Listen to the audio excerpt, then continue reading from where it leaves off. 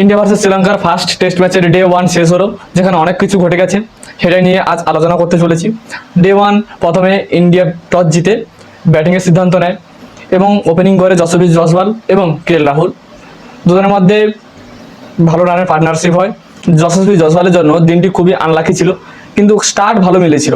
যা পারফরমেন্স দিচ্ছিল, হয়তো এই ডে ফার্স্টে সেঞ্চুরি হয়ে যেত, অর্থাৎ ফার্স্ট ইনিংসেই সেঞ্চুরি হয়ে যেত, কিন্তু আনলাকিভাবে 37 বলে 32 রান করে রান আউট হয়ে যায়।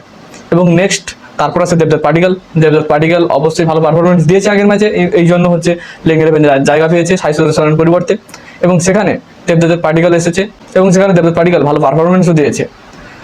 নেক্সট কে রাহুলের সঙ্গে দেবদত্ত পাডিক্কালের পার্টনারশিপ হয় এবং কে রাহুলও 77 রান করে এবং কে রাহুলেও সেঞ্চুরি হয়ে যেত, কিন্তু কে রাহুলের ইঞ্জুরির কারণে হঠাৎ তাকে রিটায়ার হার্ট হয়ে চলে যেতে হয়।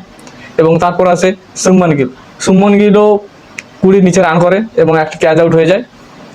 এবং নেক্সট আছে ঋষভ পান্ত, যে এখনো অবধি 36 বলে 27 রান করেছে। এবং একটি গুড নিউজ যেটা, যে সাই সুদর্শনের পরিবর্তে দেবদত্ত পাডিক্কালকে প্লেইং ইলেভেনে জায়গা দেওয়া হয়েছিল, সে 131 রান করেছে, অর্থাৎ একটা সেঞ্চুরি দেখা গেছে। অর্থাৎ 15ই আগস্টে আমাদের স্বাধীনতা দিবসে একটি খুবই বেস্ট পারফরমেন্স দিয়েছে দেবদত্ত পাডিক্কাল এবং ইন্ডিয়ার জন্য খুবই গর্বের বিষয়।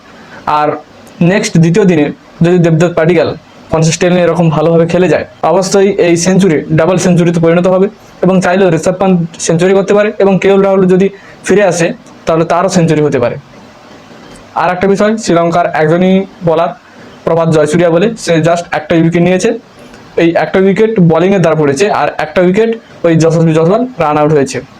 তো তোমাদের ইন্ডিয়ার খেলা কেমন লাগলো অবশ্যই কমেন্টে বলো।